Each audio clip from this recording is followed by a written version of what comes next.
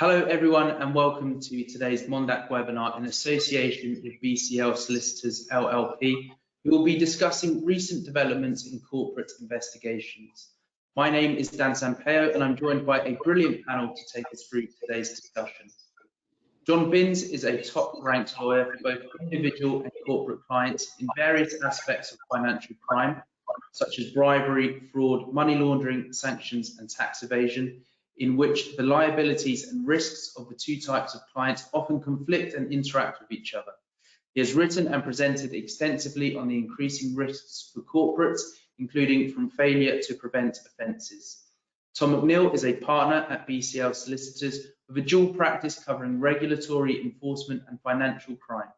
Tom predominantly represents companies in serious, complex and high-profile matters ranging from environmental and safety matters to bribery, fraud and money laundering.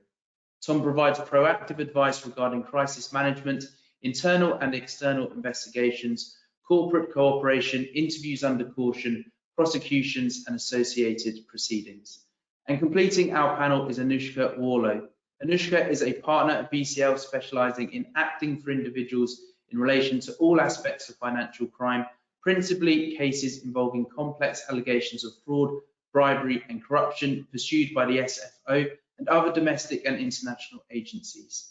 Anushka's expertise includes acting in foreign and cross-border investigations and advising on the impact on individuals of deferred prosecution agreements and corporate resolutions. And before I hand over to the panel to begin today's webinar, a housekeeping item. You can submit questions to our team by typing them into the questions pane of the toolbar on the right-hand side of your page. Panel will endeavour to answer as many questions as possible. It's now my pleasure to hand you over to John, Tom and Anushka to begin. Thank you. Thanks, Dan, and good afternoon and welcome everybody to our webinar. For those of you who don't know us, BCL Solicitors specialises in domestic and international corporate crime, financial crime, regulatory enforcement and also serious and general crime. We provide expert advice to a diverse portfolio of clients, including corporations, public figures, senior executives, and high net worth individuals. Today's webinar will be focusing on recent developments in corporate investigations, in particular, the failure to prevent offences and the anticipated new offence of a failure to prevent fraud. We're also going to be covering the latest in deferred prosecution agreements, supply chains and proceeds of crime, as well as some other recent developments. So my name is Anushka and I'm joined by Tom and John, and you've heard their expertise set out just now, and so this promises to be very informative. I have the very easy job of asking questions, but as Dan said, we also very much want to hear from you. So if you do have questions, please put them in the question box and we will try to come to them at the end. But let's jump in. Let's begin, I think, with failure to prevent fraud. So I think we have a slide on that, great. So the failure to prevent fraud amendment to the Economic Crime and Corporate Transparency Bill is currently working its way through the House of Lords, and it looks like the offence will come in before not too long. So this is something that successive directors of the Serious Fraud Office, as well as various other law enforcement agencies and lawyers have been calling for some time. And broadly, the offence will allow a commercial organisation to be held liable, criminally liable, if somebody acting on their behalf commits fraud and that company does not have in place reasonable procedures to prevent it. It seeks to get around the problems with the identification principle, which is the more restrictive approach and previous approach to attributing criminal liability through needing to prove that a directing mind of a company, usually a board director, was a party to the fraud in order to convict the company. So in short, the new failure to prevent fraud offence will make it easier perhaps to bring fraudulent organisations to justice. Will it, Tom? Yes, but also to prosecute organisations which are not fraudulent. The point about the failure to prevent model is it makes commercial organisations criminally liable if someone else commits an offence subject to adequate or reasonable procedures. And the particular point about this offence is going to build in an expectation that organisations can prevent fraud. And so if there is fraud discovered by an associated person, first question is going to be, well, why didn't the organisation prevent it? And there are real doubts as to how effective any such measures could be. Firstly, because these are commercial organisations and not law enforcement, and very properly, the first order of business for a commercial organisation is to be a commercial organisation. And secondly, what they're being asked to do is something which is incredibly difficult, namely preventing people from behaving dishonestly for money, which people have done since time began, or at least since money was invented. And this is actually incredibly radical. What is being asked is that for the first time in history, there's been proposed a medium to prevent individuals from committing dishonest offences, and that is commercial organisations. There is no precedent for this, whether you're looking at democratic governments or totalitarian regimes or despotic kings with a predilection for chopping off heads or limbs. No one has been able to reliably prevent someone from committing a dishonesty offence for money. And what's going to happen here is that those organisations which fail to do so, because of an expectation that organisations should have done so, are going to be on the hook for a very serious criminal offence. And even the most conscientious organisation is going to have a real difficult time defending themselves in the event of fraud being discovered. Tell us about that. What are the difficulties that they're going to find? There are maybe four key points. The first is it is a strict liability offence, which means that there is no margin for error in the event of fraud being discovered if the authorities and ultimately the court takes a different view about what reasonable procedures were required. And it's an incredibly serious offence to be strict liability. It's highly unusual for such a serious offence to be strict liability. Which is why, by the way, during the legislative process, when the failure to prevent model was developed, it was initially proposed not to be a strict liability offence. The idea was that there would be a requirement to prove negligence on the part of a person who was responsible for preventing bribery. That requirement was dropped as being too complex and too narrow, notwithstanding the fact that during the process, during the consultation process, a number of sensible lawyers and the business community said that proof of negligence was too low a bar for such a serious criminal offence, and it should be a requirement to prove gross negligence. But the grand and the good were of the view that no, it would be entirely straightforward for organisations to prove their innocence by proving the adequacy of their procedures. So that's problem one. It is a strict liability offence. But problem two, which flows directly from that, the offence, again, once fraud is established, is one of systems failure. And that is a why question. It's a why, not by an individual, but by an entire organisation.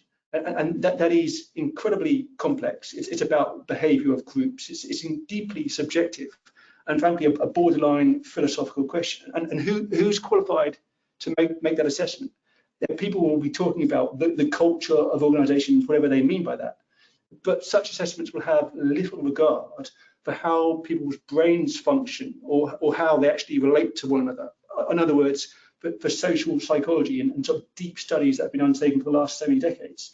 To give, sorry, not to interrupt. So what you describe as a philosophical question or a political question or something of that nature, we might also say is a jury question. So I mean, if and when one of these cases comes to trial, that will be your answer, I suppose, to your sort of provocative, is this a philosophical sort of existential? But I guess the issue is whether cases will go to trial or whether they're going to end up being DPAs, which we'll talk about a bit later on, because companies don't want to accept the uncertainty that goes with that, the nature of that question. Well, it's a great point. And so the question which is going to be is how are the jury going to answer that question? And let's work through the further problems. I think we'll discover why that's a particular problem. And so in the absence of there being particular expertise, how do you assess whether or not a company's procedures are reasonable? And in my view, and this is again backed up by a bunch of evidence from social psychology, is that someone's political persuasion is going to play a large role in how someone comes to the view. So if someone is of the view, for example, that it's individuals who commit dishonesty offences and not companies, which, by the way, is factually accurate, such a person may be minded to think that there's a limit to what a company can do to prevent fraud. Whereas if someone is of a different political persuasion and perhaps thinks there's something inherently suspicious about corporates and the profit motive, that they may think that actually those companies should be held to account if someone commits an offence on their behalf, and that there's always something more that a company could or should do to prevent fraud. And so it's going to be a deeply complex and subjective question, which then leads into the third problem, which is the absence of objective standards. And so what is going to be available for a company to know what they have to do in order to avoid the commission of an incredibly serious offence? What is going to be available to the law enforcement or the courts, including your jury, for them to be able to assess whether or not a company has reasonable procedures? And what's going to be produced at some point, no doubt shortly before this offence becomes live, is guidance. And that guidance is probably going to be based upon 6 principles which have already been used for failure to prevent bribery and facilitation of tax evasion. But that guidance, it may take 1 or 2 steps in the right direction, but in my view, it's going to be woefully inadequate to help either the organisation or those having to determine the reasonableness of the procedures in a judicial process to assess those companies' procedures. And one only has to compare the failure to prevent position with another regulatory position, which is health and safety. And there have been a number of commentators and a House of Laws committee, by the way, who thinks that health and safety gives a good precedent for the failure to prevent fraud offence. And there's a key reason why it doesn't, but in some ways it's quite a useful comparison. And this is one of those reasons. And so when a company is dealing with safety risks, it by and large knows whether or not it's breached its duty. It knows so because there's an overarching legislation which sets out general principles. And unlike the failure to prevent bribery, below the overarching legislation, there's a whole raft of regulatory regulations which set out particular requirements for organisations in particular sectors or particular kinds of risks, things like working at height or fire safety or in construction or in confined spaces and so on. So this specifies what a company needs to do in order to meet its duties. In addition, there are literally tens of thousands of pages of guidance which a company can follow in order to meet their duties. And this guidance includes approved codes of practice, where there's a presumption that if you comply with an approved code of practice, you have complied with your safety duty. And so again, this guidance covers all sectors and most risks, most roles, most responsibilities. And that's available for organisations. There will be nothing comparable for failure to prevent fraud. If we're lucky, we might get 20 pages of guidance which sets out generic principles and 1 or 2 examples. It simply isn't comparable. Just again, sorry, just to probe this a little bit, because I can imagine the counter argument to some of what you've been saying is that there is a precedent for this, and it's failure to prevent bribery. Mm-hmm. And I think I agree with you that this is different qualitatively. Health and safety, and I'm also thinking about AML and sanctions. There is lots of guidance out there. There is lots of experience sort of accumulated over the years, and bribery has started to become that sort of thing because of a guidance document, because of practice from companies that have had to deal with it. This and fraud prevention actually is another thing that companies already do, but this is different because it's not about fraud committed against the company, and it's not as easily identifiable as bribery. It's not an identifiable thing. It's any fraud that could be committed by one of your people against somebody else, which is something that badly needs. I mean, the guidance is the starting point. We don't even have that yet. Yeah, and then there's the question of what is reasonable guidance, but there's also the question of putting a company on the hook if it fails to comply with guidance. And so it's all very well saying, okay, well, some people have an idea about what to do, and there's been some learning from failure to prevent bribery, and some of that stuff is no doubt sensible. But what's at issue here is that if a company has had associated persons committing fraud, they're going to be on the hook for a very serious criminal offence. So there needs to be something more than a few good ideas. There has to be something which actually can be objective and set out clear standards, in my view. Otherwise, it's going to be a real risk that a company is going to be treated unfairly. And that leads on to the fourth point, which is the hindsight effect. And so the reasonableness of a company's procedures is going to be assessed at a time when those procedures did not prevent fraud. There are and it always seems dramatic to put it in these terms, but there are well-known cognitive biases which again are well established by social psychology, so things like outcome bias. So outcome bias is a well-known cognitive bias whereby procedures are judged much more severely if there was a poor outcome. So if a company's procedures didn't prevent fraud, it's far more likely that those procedures will be judged to be poor procedures. Hindsight bias. So with hindsight, the potential for fraud will seem much greater than it did prior to fraud being discovered, and the steps needed to prevent it much more obvious. And so, anyway, without going on too far, these are at least 4 reasons why it's going to be extraordinarily difficult for organisations to defend themselves. Well, difficult, or frankly impossible, or undefendable? Again, that's what you're building to. Again, another question, another great question, and in my view, it's to a degree to be determined. There hasn't been anything in the way of contested trials for the failure to prevent model. There's one bribery case which wasn't really useful, and so Scans. Yeah, and so there needs to be more contested trials, and then there needs to be the Court of Appeal looking at how the law applies. But one fundamental question is going to be in relation to the degree to which the companies can rely upon the defence when there was a failure in implementation. So with the failure to prevent bribery offence, there have been a number of occasions, and there have been well exampled in the DPAs, where companies have developed good systems. These are externally accredited systems, some of which are award-winning to prevent bribery. But when it came down to the crunch, they didn't work. They didn't prevent bribery, and that's because of a failure in implementation. And so the question is, if there are such failures and a company's done what it can to prevent fraud, can it still rely upon the defence? And actually, in that circumstance, to cut to the chase, there is a glimmer of hope. There is a chance that a company can defend itself. It gets slightly technical, so I'll keep this as brief as I can. But in short, the reason is this: the failure to prevent model is based upon particular regulatory offences. It's things like Section 21 of the Food Safety Act, Section 24 of the Trade Descriptions Act, and so in a broad range of circumstances, organisations have been able to rely upon the defences, notwithstanding these kinds of defences, notwithstanding failings, including supervisory failings by individual workers. And the reasoning for this was explained by Lord Reed in Tesco and the Trust, which is a very well-known case of business crime lawyers.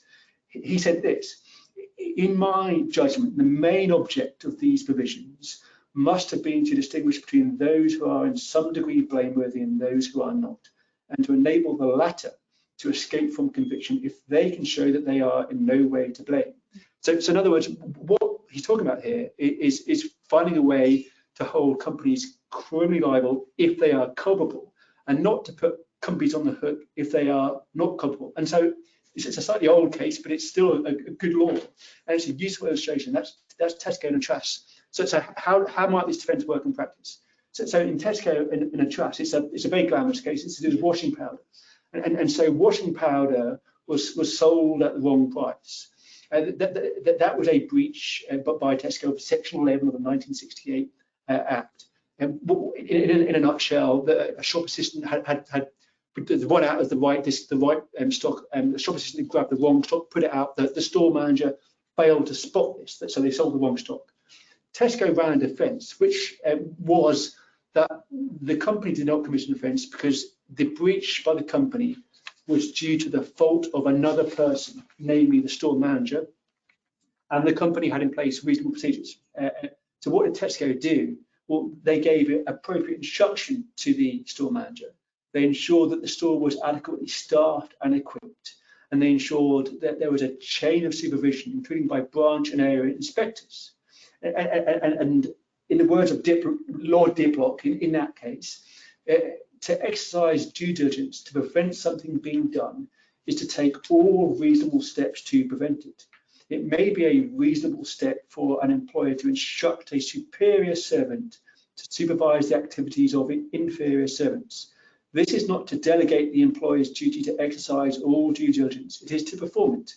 To treat the duty of an employer to exercise due diligence as unperformed unless due diligence was also exercised by all his servants to whom he had reasonably given proper instructions and upon whom he could reasonably rely to carry them out, would be to render the defence of due diligence nugatory, and so thwart the clear intention of Parliament in providing it. That's 1972, isn't it? That? So, Yeah. We're living in a slightly different world now, aren't we? And we don't talk about inferior servants as one difference that comes to my mind. But I mean, also the kind of the moral blame that goes with a criminal conviction for a corporate doesn't feel like, I mean, if it was a big thing in 1972, I assume it was, it doesn't feel like it's quite such a thing now. NatWest can plead guilty to money laundering failures and nobody bites an eyelid. It's a great point, and there's certainly been an enormous cultural shift, and it does seem slightly quaint to talk about criminal liability for corporates attaching via culpability, although it actually is a fundamental legal principle which, in my view, is entirely proper to hold in place. But it's not merely the fact that this is a 1972 case on one of the relevant provisions which is relevant. We know that this is how the defence was intended to operate, because that's what the Law Commission said when they were proposing the failure to prevent bribery offence. So in their 2008 Law Commission paper, Reforming Bribery, they gave an example of how the defence would work. They said, in the example of a company being able to rely upon the adequate procedures, notwithstanding its regional manager, in the example, failing to ensure that all foreign agents complied with the company's anti-bribery policy because she was distracted looking for a new job. So that's the case where the company had in place appropriate procedures. Someone whose job it was to apply those procedures didn't apply them because she was distracted. And what the Law Commission explained was the company would have a good defence if it could show that its systems were adequate. Individual failings of particular members of staff do not necessarily illustrate systematic failures in the way that it is sought to prevent the commission of bribery. And that point was echoed in the 2019 House of Lords Select Committee on the Bribery Act. They repeated the point that this is how the offence was intended to operate. And so you're right, the world has changed, and there's going to be a real question about how the courts interpret this provision. But there is at least grounds to think that to some degree, commercial organisations may have a defence if they devised appropriate systems, but there was a failure in implementation. And that question of degree is going to be really important. And so was it one person who was distracted looking for another job, or was it an entire committee of people? Was that failure to implement procedures or systems something that lasted for a week or a month, or something that lasted for a year or 2 years? These are going to be sort of key questions that are going to have to be resolved, and it's going to be fact dependent. But there is at least an arguable case to defend the company. It's the people who are operating the systems, as well as who may have distractions, etc., on top of the person who's dishonest, committing fraud, which is, I suppose, the most important individual in that scenario. That's another brilliant point. And so it's the difference between the failure to prevent fraud and to a degree bribery and the actual regulatory provisions upon which it is based. In those regulatory provisions, what's been talked about is getting someone to do their day job. Not to sell knives to youths, for example, is one of those precedent offences. But whereas here we're talking about dishonest individuals, and those dishonest individuals may behave dishonestly and may conceal their wrongdoing from the company. So that's actually another reason why this defence is going to be particularly important to organisations. What is reasonable to identify and prevent someone who deliberately misleads the company from committing a fraud offence? The difficulty is, you say this is going to come down to the way the courts interpret it, but it needs to be in front of the court for the court to interpret it. And what we know from failing to prevent bribery is that corporate entities are very reluctant to challenge those allegations when made in favour of DPAs, which we'll come to. Yeah, that's exactly right. And certainly for large organisations, there's going to be a question. And at some point, there's certainly going to be, I would fancy, that there will be an organisation who does fancy a fight. Who thinks, you know what, we have done nothing wrong as a company. Someone else did something wrong. We want to defend this. And you said large organisations there, which is good because it brings me to the next question I wanted to ask, which is this is an offence that, although the guidance has suggested it will apply to all sectors, it's been made clear, particularly in the drafting, that it is going to exclude the small and medium-sized enterprises, the SMEs. And that the reasoning given is to ensure that the burden on business is proportionate. And so only large organisations within the Companies Act definition are within scope, which is a significant departure from the way failure to prevent bribery works. So what does this tell us? Where do we go with that? Well, the first point, I think, as is indicated in the economic plan, that this may be a temporary respite for SMEs, and there's a question as to how long that respite would last. But you're right, it's a fundamentally odd idea, and I forget who it was in the House of Lords who said so, but it's equivalent to saying that someone of 5'8" or below can commit a criminal offence, but someone of 5'9" and above cannot. It's very odd, and in my view, it demonstrates a complete lack of conviction on the part of the government that this new offence is on balance a good thing.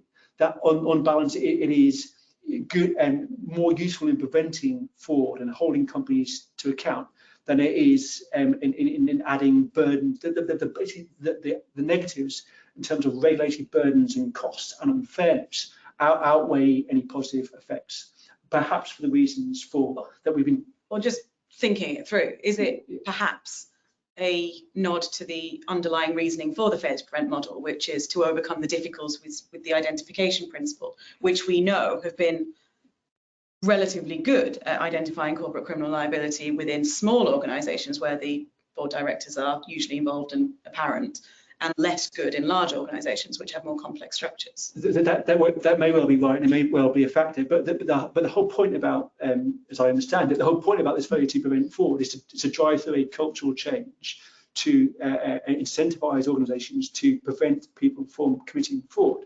And either the government thinks that such preventative measures can work, and if they do work, why on earth would you exclude SMEs? And if they don't work, why on earth are you going to impose this offence in the first place?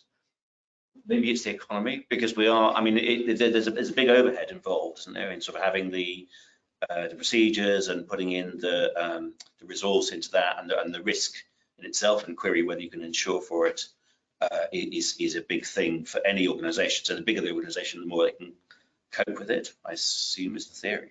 Sure. I mean, even if on balance it's entirely harmful, the large companies may be better able to wear the cost. That doesn't mean it's a good idea. No, fair enough. But it's, I mean, at this stage, until the guidance is there, embedded in as industry practice, I guess I can see the sense of exempting SMEs. Well, I can certainly see the sense of exempting SMEs. I would personally exempt large organisations as well. But, yeah. But I'm going to move on because I'm conscious of the time. So the next topic that we said we'd cover today is deferred prosecution agreements. And the most interesting development in recent months is that the fact that finally, following the DPA concluded between the SFO and Bluu and Tetris in 2021, there has been a successful conviction of an individual following that corporate resolution. So the very broad details of Bluu Tetris case are on the slide, but briefly, back in 2021, the SFO concluded a DPA with Bluu Solutions and Tetris projects, which are both subsidiaries of the bigger company Jones Lang LaSalle, in relation to charges of failing to prevent bribery. A related individual later pleaded guilty to 2 counts of accepting or agreeing to receive bribes, making him the first ever individual to be convicted following a DPA. So now that the SFO's got that in the bag, do we think we're going to see more successful prosecutions? Well, I think this is a question for you. Right. I would say that the SFO is obviously quite proud of this after 16 failed attempts to pursue any individuals following a corporate resolution. It is notable, and we have to bear in mind that the first and only success here is a guilty plea, and you have to contrast that with the position in relation to the other 3 executives who were charged in the same case. So rather than plead guilty, they fought the case, they pleaded not guilty on the basis that the payments they had made were entirely legitimate, not connected to any corrupt motive. And after 15 weeks of trial, they were unanimously acquitted by a jury after just a few hours. So the bizarre outcome for the SFO now is that the first and only post-DPA conviction comes from an individual who pleaded guilty to receiving bribes from individuals who were acquitted of paying them on the basis that they were not bribes. It doesn't add up. And the acquittals of those 3 executives mirrors similar outcomes in other sort of follow-on DPA prosecutions. And it's all raising a very serious question to which there is no answer. And the question is, why is it that the evidence of criminality that a corporate entity is happy to accept for the purpose of entering into a DPA doesn't stack up when it's then tested in court in trials against individuals? And to my mind, the answer is quite simply that DPAs are commercially attractive. They provide a corporate entity with an ability to secure a reduced penalty, avoid prosecution, and to achieve a quicker and more certain resolution, which the importance of which can't really be overstated, bearing in mind all the problems I think you touched on and the uncertainties to challenge a failure to prevent bribery allegation. And it's also hugely convenient for the Serious Fraud Office. It brings money in through fines and penalties, and it avoids the uncertainty of the prosecution. So there's every interest for a company and the SFO to do the deal. And whilst the DPA does require judicial approval, at no point is the court required to assess whether the evidence that underlies the quote agreed facts is actually sufficient to establish those facts. And that means that you have a process whereby the SFO and a corporate entity can essentially come up with a mutually convenient agreement accepting some level of criminal wrongdoing through individuals at that company, because that's the way the wrongdoing is committed, the purpose of getting a DPA over the line without ever conducting an objective analysis of the evidence. So what we now find is that when the objective analysis takes place in the trial of an individual, it doesn't stand up to scrutiny, and there are 16 examples of individuals being acquitted or the trials falling apart. And it's alarming because in the Tesco case, the judge went as far as to find that the evidence, and this is the evidence that Tesco had accepted to be the evidence of criminality, was, quote, so weak that it should never have been left to the jury. So the big problem in all of that is that the individuals have no ability to play a part in the DPA process and no ability to challenge or object the admissions that have been made on their behalf. And it may well be that DPAs are enormously successful in adding to government coffers, but something's fundamentally wrong with the process.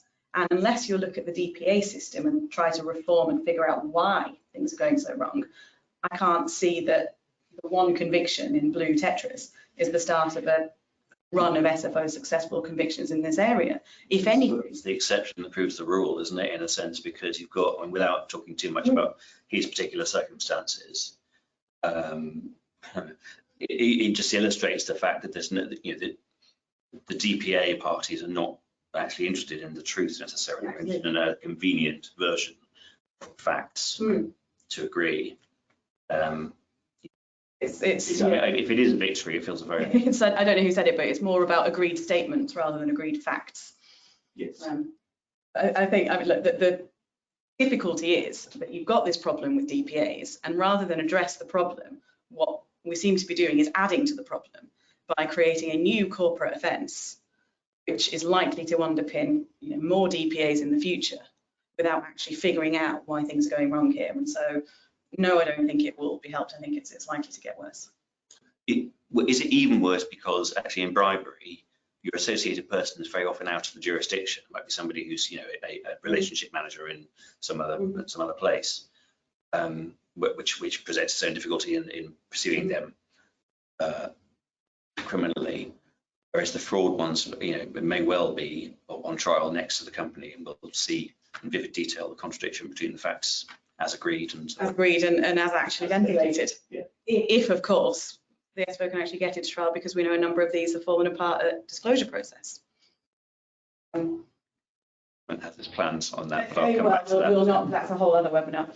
I'm going to move on to one of the other topics that we have on the list, which is proceeds of crime and supply chains. So this is topical because the case brought recently against the NCA in the High Court by the World Uyghur Congress. So what was that case about? So the World Uyghur Congress is interested in the rights of the Uyghur community in the Xinjiang province of China. And in particular, what they were saying to the NCA was that there were products produced in China that have been the product of modern slavery, or the equivalent of modern slavery offences under the Modern Slavery Act. And it's significant because the NCA, for obvious reasons, can't go after the people in China who are doing that, but they do have routes under the Proceeds of Crime Act to go after the products that appear in UK shops. And so what the Congress was effectively saying was, well, why don't you do that? You do have options. What are the options? Then you said that they have some. So there's two parts of POCA that are at issue. Part 5, which is about civil recovery, and Part 7, which is about money laundering, which I'll do in reverse order.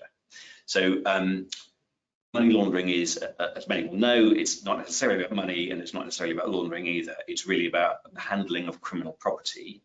And criminal property means something that represent the proceeds of some criminal conduct, which in turn means, or can include, things done overseas that would breach UK law if they happened here.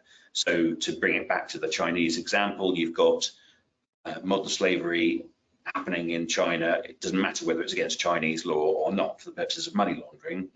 That's criminal conduct.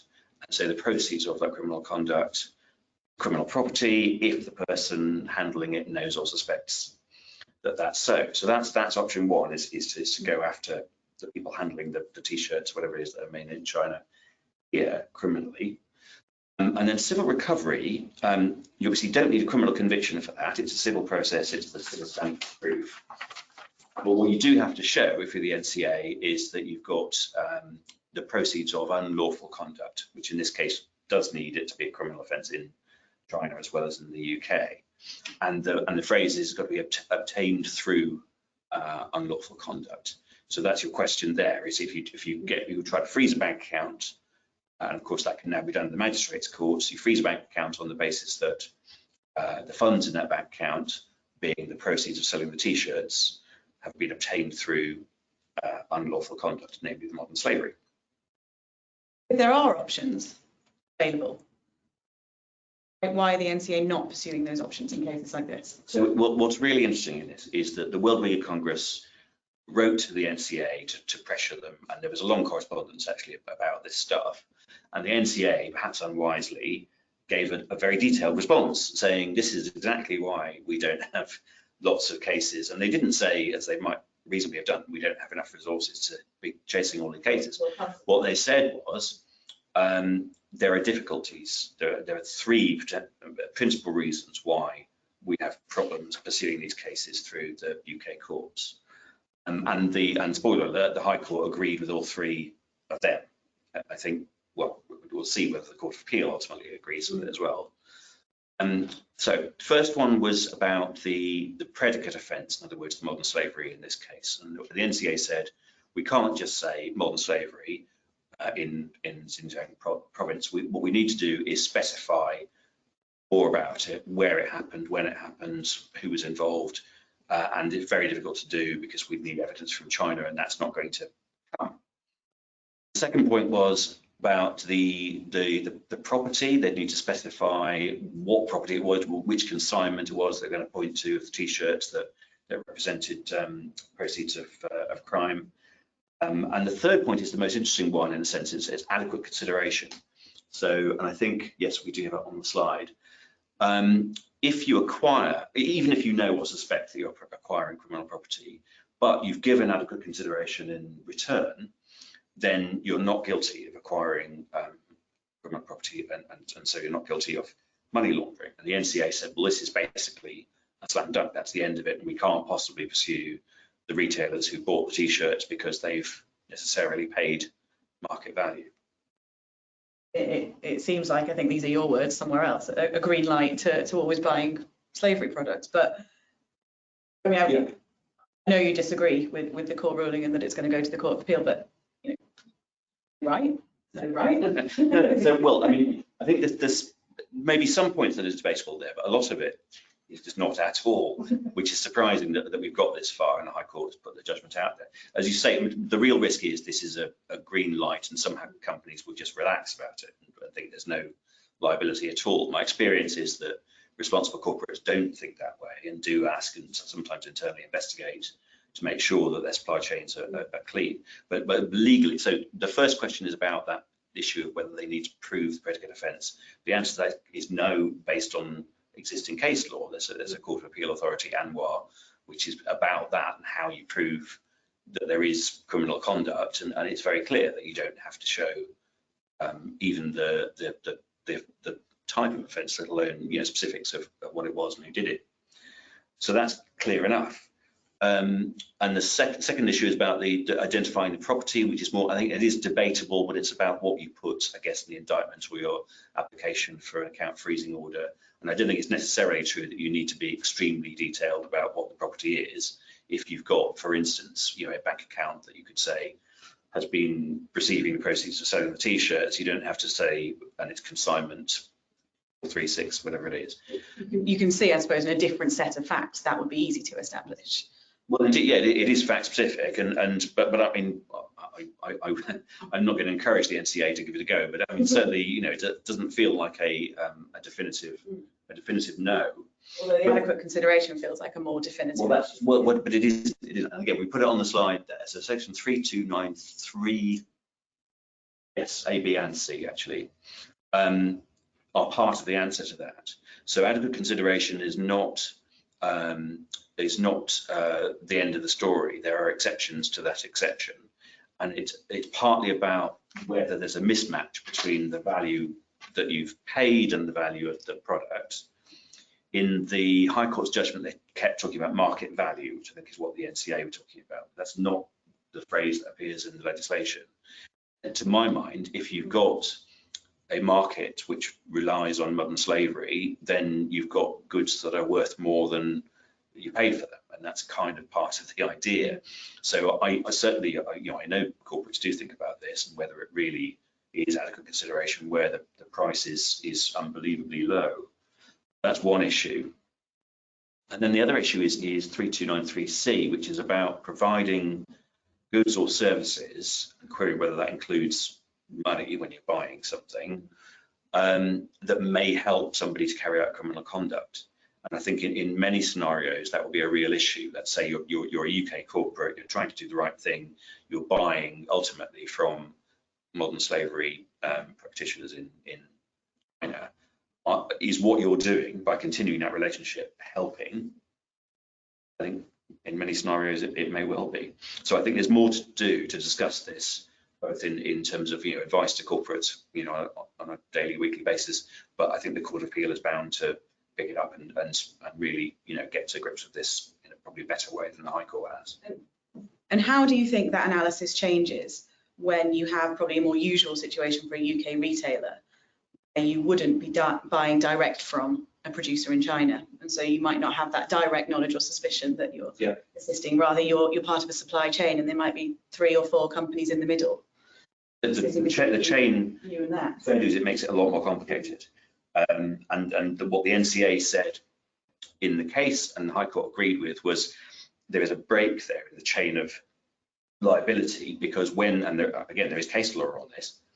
Afalabi is the case, where once the exchange has happened, the T-shirts no longer represent the proceeds of the criminal conduct. It's the money that has been paid for them that does that, and the T-shirts now represent the proceeds of the legitimate purchase. But that rather depends on whether adequate consideration applied to that purchase. So it might be that the T-shirts are now the proceeds of money laundering.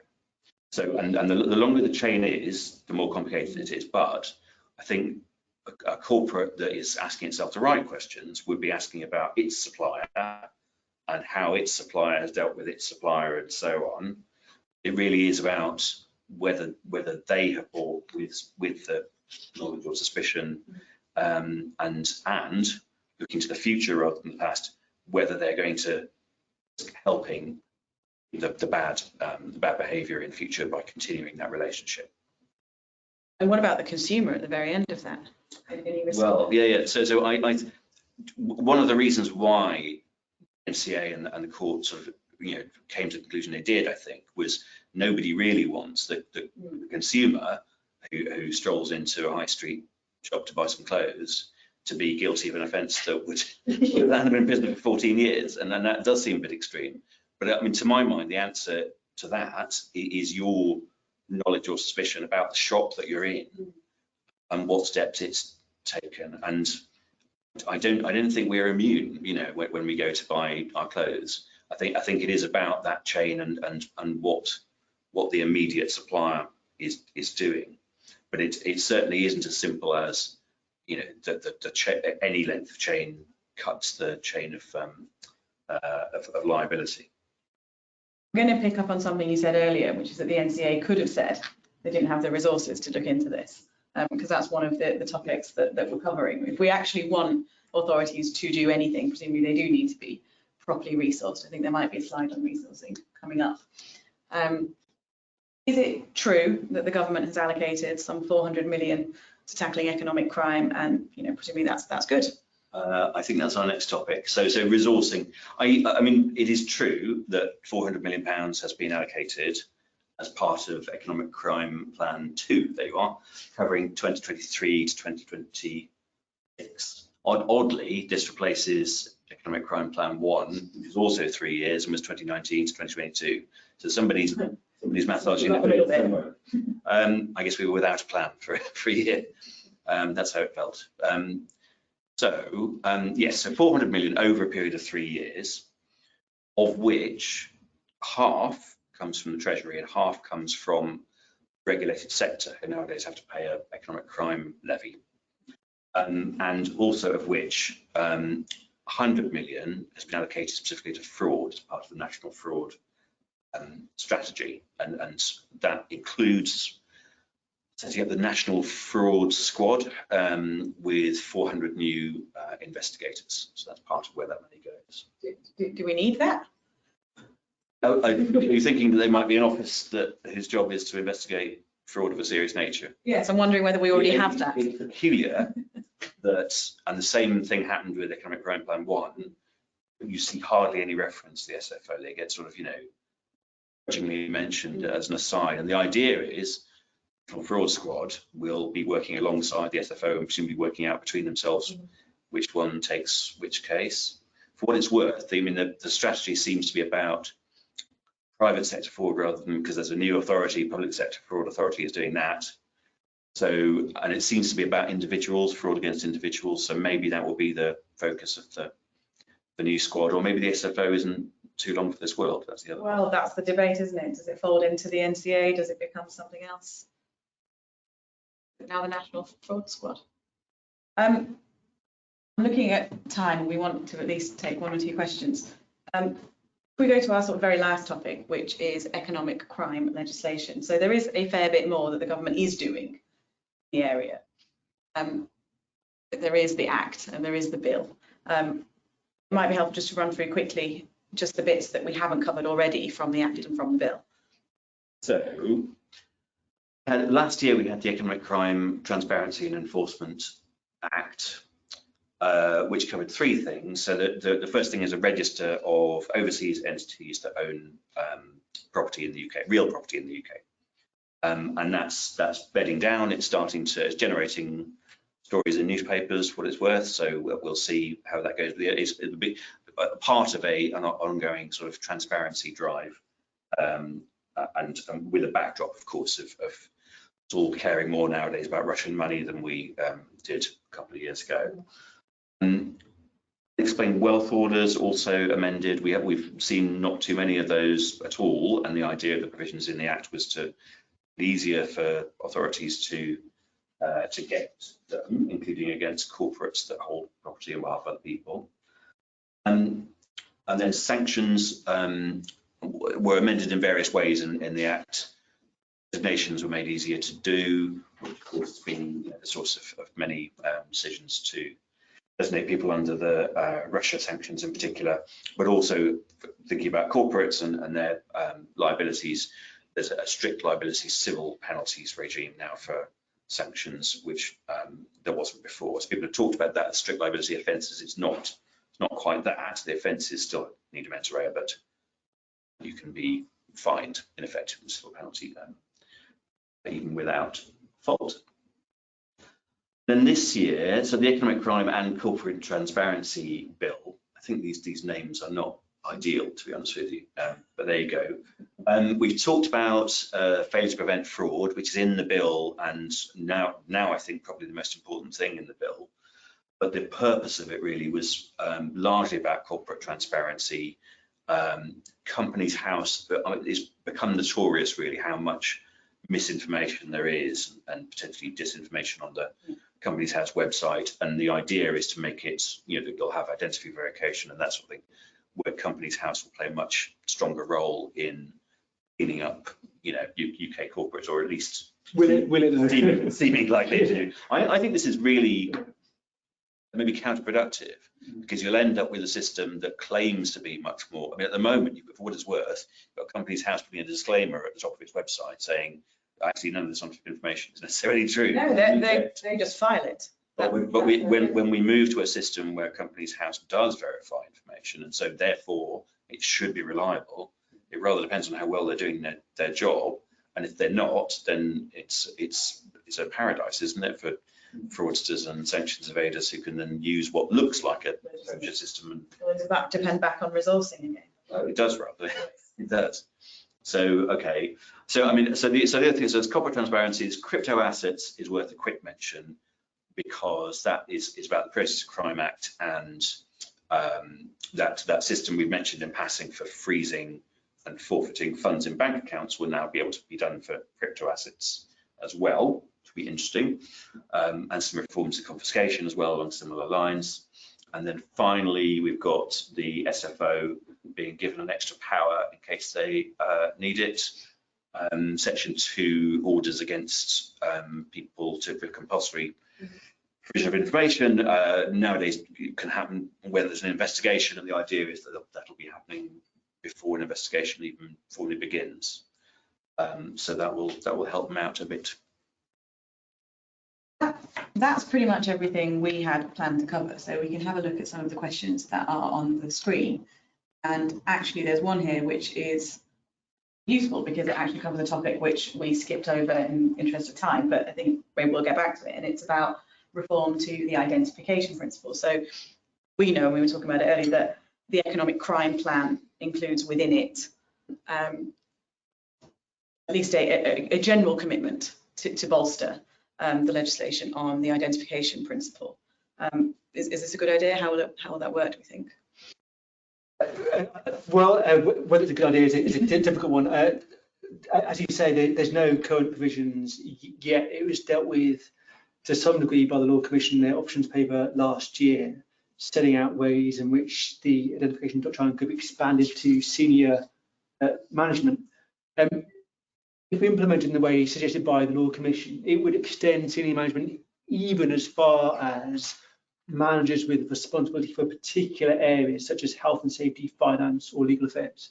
And so, in a nutshell, it would dramatically expand the scope of those persons whose actual emissions can be attributed to the company for the purposes of attributing criminal liability. And there are large numbers of offences which rely upon the identification principle. And so it's potentially really an enormous big deal and significantly broadening the scope of a wide range of criminal offences. There's going to be a question about where to draw the line between senior and non-senior managers. And as indicated, certainly the Law Commission proposal seems to take that line closer towards middle management than senior management, potentially even lower than middle management.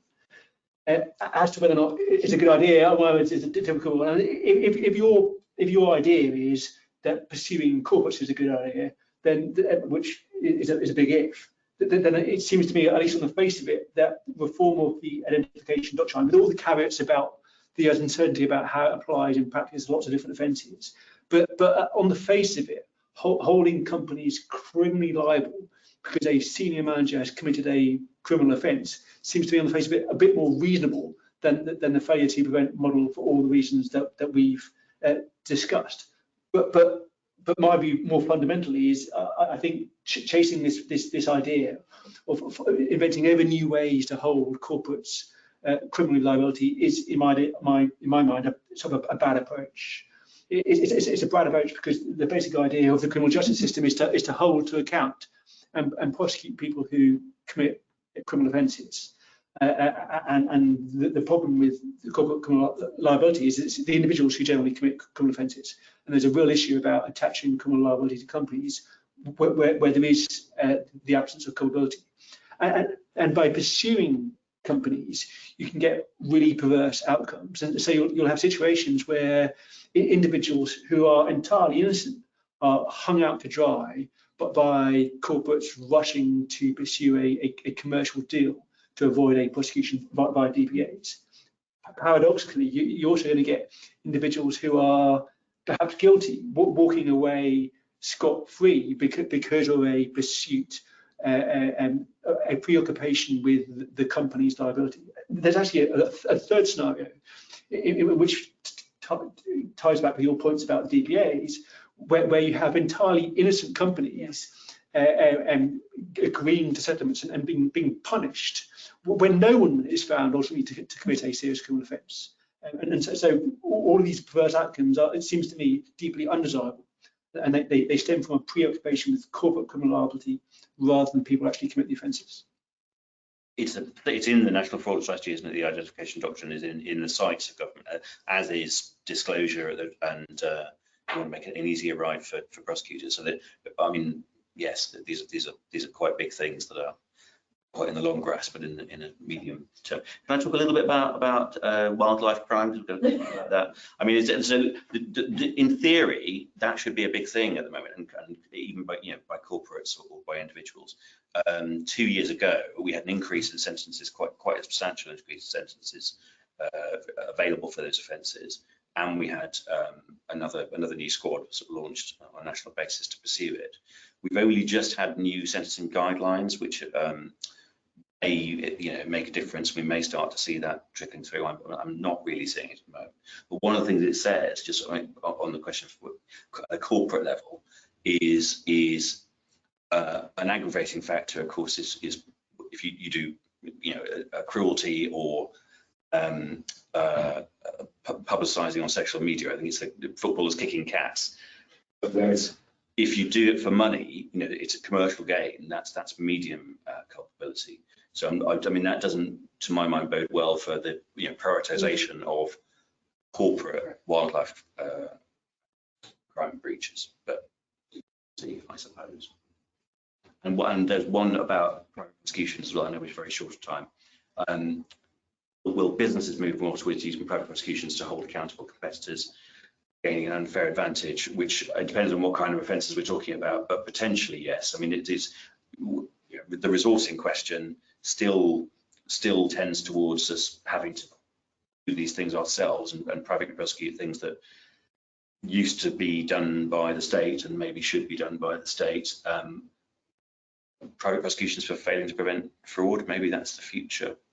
Don't know, but it's certainly there's a cruel kind of logic that leads that way. That's more general. That's a rethoughting issue across the whole sector. There is a huge increase in private prosecutions in the last few years, and it's likely to carry on. And the more offences that are created, the more things there are to prosecute. That is probably everything that we have time for today. And if we didn't get around to addressing any of the questions, we're sorry. Our details are all on the flyers, and so do feel free to contact us directly. So the only thing left for me to say is to say thank you to John and to Tom for their insights today, and to thank you all for attending and for listening. And we hope that you found it interesting. Thank you, Nish.